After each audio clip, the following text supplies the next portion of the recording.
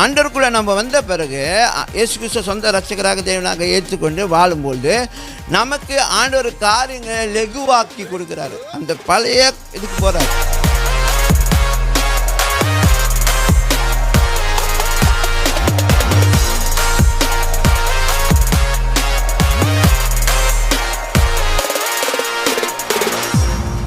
புரியுதா?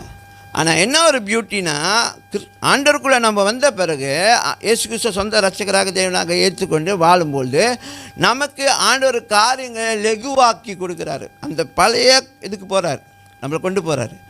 ஆதாம் ஏவாள் வச்ச இடத்துல நான் உங்களை மறுபடியும் கொண்டு வந்துட்டேன்.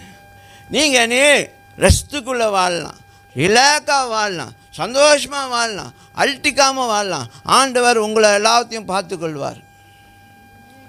ஏமேன், ஏமேன். கேட்குறீங்களா இல்லையா? கேட்குறாங்களா? இன்றைக்கி இதுதான் இன்றைக்கி நமக்கு ஒரு பெரிய போராட்டமான காரியம். ஏன்னா விசுவாசம் இதில் தேவை. இப்படிப்பட்ட வாழ்க்கை வாழ்கிறதுக்கு விசுவாசம் தேவை.